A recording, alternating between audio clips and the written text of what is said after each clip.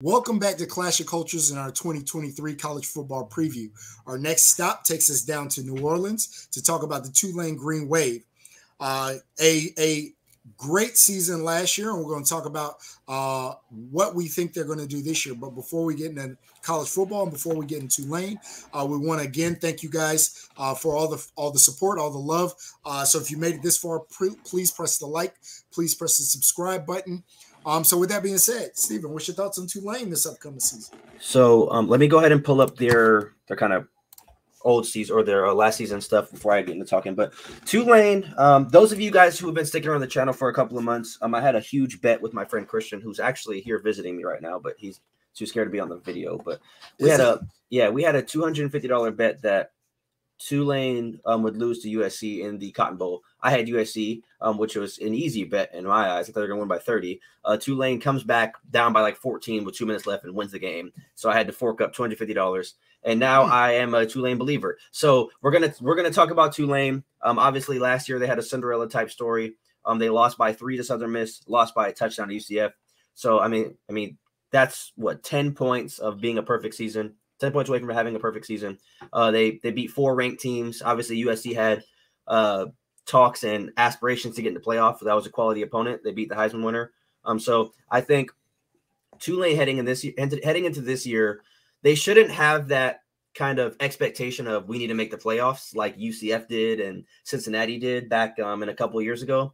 But I think if you're a 11-2 football team and you bring back your starting quarterback, obviously we'll talk about what they lost, but you bring back your starting quarterback, I think you need to kind of replicate that in order to keep the ball rolling, which I think they can. I think they have the talent. I think they have the coaching. I think they have the experience. Again, like I said, Michael Pratt coming back, the quarterback coming back. I think they have the opportunity to not only win the conference, but get to another New Year's Six bowl game, which we'll talk about later. They have a 20% chance to win their conference, which I think is fair. I would even put it a little bit higher if it was me personally. Their ESPN has them projected to win between 8-4, 9-3, which I think is a little low. But again, we'll talk about their schedule later. And then the FPI ranked number 55. I could see that just because they're not a Power 5 team, but I would still have that even a little bit higher. So I would say, looking at this right here, they're a little underrated because, to my knowledge, FPI means basically they're accounting for wins and losses based on your schedule. And if they have them going 8-4, I'd be interested to know who ESPN thinks they're going to lose 4 games to. But that's another discussion. But I'll let you go ahead and get into their roster makeup, what you think about them and stuff like that. So the first thing, obviously, is T.J. Spears, 1,500-yard running back last year, 15 plus, 19 touchdowns. And that's tough. That's going to be tough to replace. They did bring over Shedro Lewis. I think that's how you say his name. Shedro Lewis from Liberty. But even at Liberty, this is a guy who rushed for less than 600 yards. Now, we could talk about Michael Pratt, 3,000 yards passing, 27 touchdowns, 63% completion percentage. Had a heck of a year. And we see some of the key returners, but I think T.J. Spears was a big part of their offense. It's really my question for Tulane is really, can they replace that level of production? You can see they're not bringing over much of the recruiting class, number 71. And I think a big part of that is the conference they play in. But I think with Michael Pratt and some of the key players they're bringing back, including receivers, I think they're going to have a good season.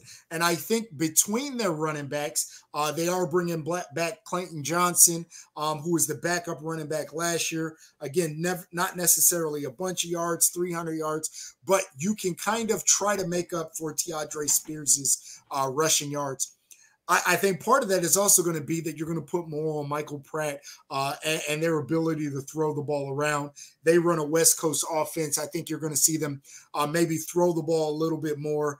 So you may see not as many yards, almost 2,000. Actually, I'm sorry, almost 3,000 yards rushing last year. I think you'll see that number drop down a little bit, but I also think you'll see Michael Pratt go from 3,000 yards passing to maybe 3,800 yards passing as they throw the ball around the field a little bit.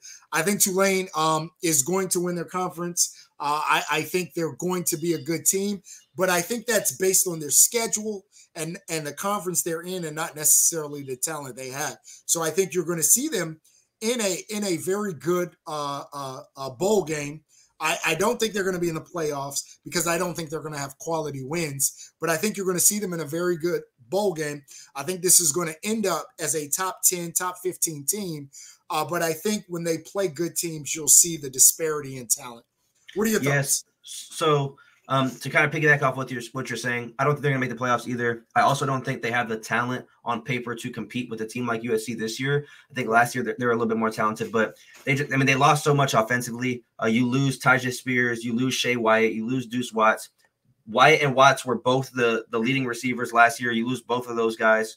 You bring back Jaquan Jackson, who was a third productive receiver from last year. I don't want to misspeak, and then the comments are grilling me about it. So he's going to be the best, the most productive receiver you have coming back. Obviously, you brought over Dante Fleming from University of Louisiana Lafayette, as well as Cam Pettisclo from Lafayette as well, and then you bring on Keith Brown from A&M. I don't think the transfer portal was a big hit for them this year, whether they lost or gained. So I think it's really going to come down to Michael Pratt. He had 10 touchdowns on the ground last year, what I think is big. Yeah. That number might inflate a little bit. I think he's going to have a humongous year this year. I don't know what that's going to translate to. I think they win the conference. Like I said, I would say they're their overwhelming favorite to win the conference. But I do have them going to a New Year's Six bowl game, depending on who they play. Obviously, I don't know if they'll win. Obviously, we talked about them beating USC last year. But, I mean, if we're going to be realistic about it, USC had a lot of players sit out. So, I mean, a lot of players didn't play in that game due to the draft and stuff like that. Did you have something to say? No, yeah, and I think that's the point, right? It's hard for me.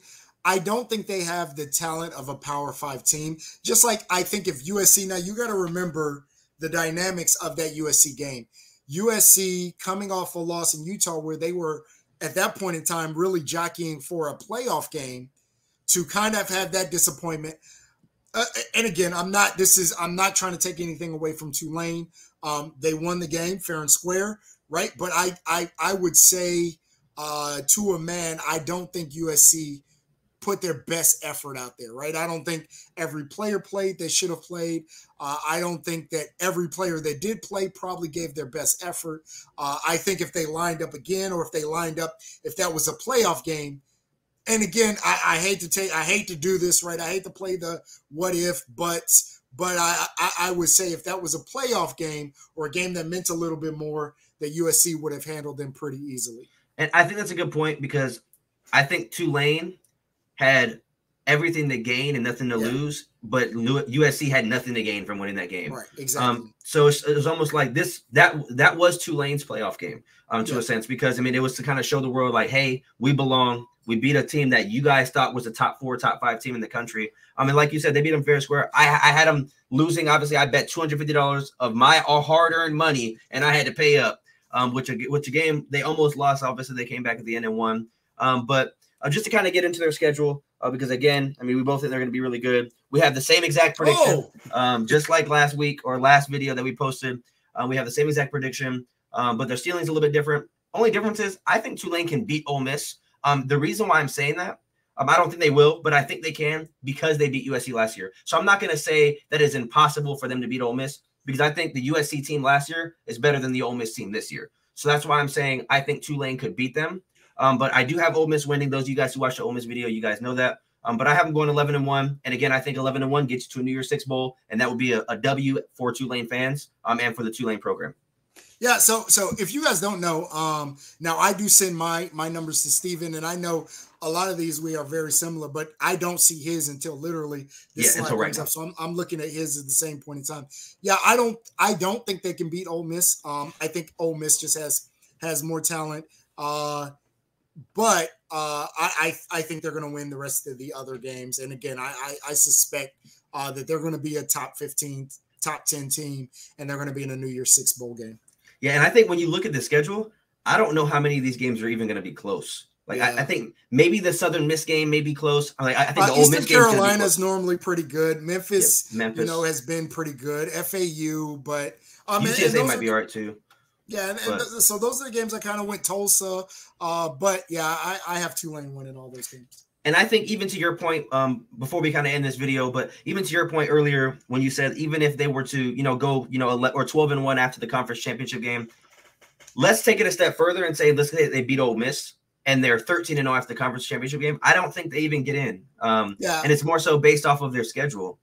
Well, and this goes to the point, right? Especially if we assume they beat Ole Miss and Ole Miss isn't a top 25 team, I don't know that they have a top 25 win, right? So even like you said, undefeated, they may not have a top 25 win. So I think a Power 5 conference runner-up with one loss, but let's say Ohio State loses to Michigan, and I hate to even speak that, but if they beat Penn State, if they beat Notre Dame, if they beat unless Wisconsin, and those are going to be better wins than anything that Tulane has.